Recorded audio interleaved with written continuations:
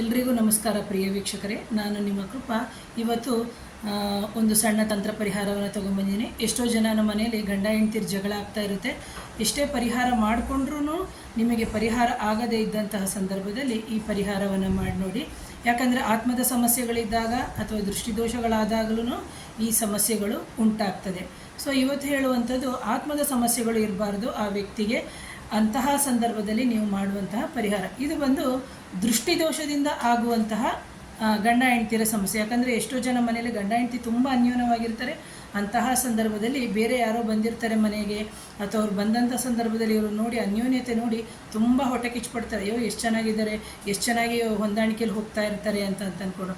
ಅಂತಹ ಸಂದರ್ಭದಲ್ಲಿ ಅವರು ಬಂದು ಹೋದ ಮೇಲೆ ಆ ಗಂಡ ಹೆಂಡತಿ ಮಧ್ಯೆ ಭಿನ್ನಾಭಿಪ್ರಾಯಗಳಾಗುತ್ತೆ, ಜಗಳ ಆಗುತ್ತೆ, ಒಂದು ವಾರ ಎಲ್ಲ ಮಾತಾಡಲ್ಲ, ಅಥವಾ ಅವ್ರು ಕಂಡ್ರೆ ಇವ್ರಿಗಾಗಲ್ಲ, ಇವ್ರು ಕಂಡ್ರೆ ಅವ್ರಿಗಾಗಲ್ಲ, ಆ ಥರ ಎಲ್ಲ ನಡೀತಾ ಇರುತ್ತೆ. ಅಂತಹ ಸಂದರ್ಭದಲ್ಲಿ ನೀವೇನು ಮಾಡಬೇಕು ಅಂತಂದರೆ, ಮಂಗಳವಾರ ತಪ್ಪಿದರೆ ಅಮಾವಾಸ್ಯೆಯ ದಿನ ದೇವಿ ದೇವಸ್ಥಾನ ಅಂತಂದಾಗ ಉಗ್ರ ದೇವತೆ ಅಂತ ನಾವು ತಗೋತೀವಿ, ಹಾಗೆಯೇ ಸೌಮ್ಯ ರೂಪದ ದೇವತೆ ಅಂತ ನಾವು ತಗೋತೀವಿ.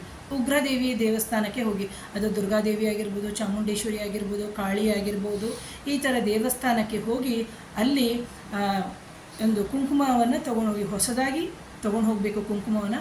ಅದರ ಜೊತೆಗೆ 11 ಗೋಮತಿ ಚಕ್ರವನ್ನು ನೀವು ತೊಗೊಂಡು ಹೋಗಬೇಕು. ನಾನು ಕಳೆದ ಸಂಚಿಕೆಯಲ್ಲಿ ತೋರಿಸಿದ್ದೀನಿ ಗೋಮತಿ ಚಕ್ರ ಹೇಗಿರುತ್ತೆ ಅಂತೇಳ್ಬಿಟ್ಟು. ಸಣ್ಣದಾಗಿ ಬಿಳಿಯದಾಗಿರುತ್ತೆ. ಅದನ್ನು ನೀವು 11 ಗೋಮತಿ ಚಕ್ರವನ್ನು ಆ ಕುಂಕುಮದ ಒಳಗಡೆ ಇಟ್ಟು ಒಂದು ಡಬ್ಬದಲ್ಲಿ ಹಾಕಿ ಆ ಪುರೋಹಿತರಿಗೆ ಕೊಡಬೇಕು. ಕೊಟ್ಟು ಅವರು ಪೂಜೆ ಆದ ನಂತರ ನೀವೇನು ಮಾಡಬೇಕು, ನಿಮ್ಮ ಮನೆಯ ದೇವತಾ ಕೋಣೆ ಏನಿದೆ, ದೇವತಾ ಕೋಣೆಯಲ್ಲಿ ತಂದಿಡ್ಬೋದು. ಇಲ್ಲದಿದ್ದರೆ ನಿಮ್ಮ ವಾರ್ಡ್ರೋಬು ಅಥವಾ ಕಬೋರ್ಡ್ ಅಂತ ಏನು ಹೇಳ್ತೀವಿ ಅದರಲ್ಲಿ ತಂದು ಇಟ್ಟು ನಿತ್ಯವೂ ನೀವು ದೇವತಾ ಪೂಜೆ ಮಾಡೋದ್ರ ಜೊತೆಗೆ ಅದನ್ನು ಪೂಜೆ ಮಾಡೋದ್ರಿಂದ ನೀವೇನು ಆಗುತ್ತೆ ಅಂತಂದರೆ, ನಿಮ್ಮ ಗಂಡ ಹೆಂಡತಿಯರ ಮಧ್ಯೆ ಆಗಿರುವಂಥ ದೃಷ್ಟಿದೋಷ ನಿವಾರಣೆ ಆಗುತ್ತೆ ಪ್ರಿಯ ವೀಕ್ಷಕರೇ. ಹಾಗಾಗಿ ಈ ಸರಳ ಪರಿಹಾರವನ್ನು ಮಾಡಿ ಅಂತ ಹೇಳ್ತೀನಿ. Thank you.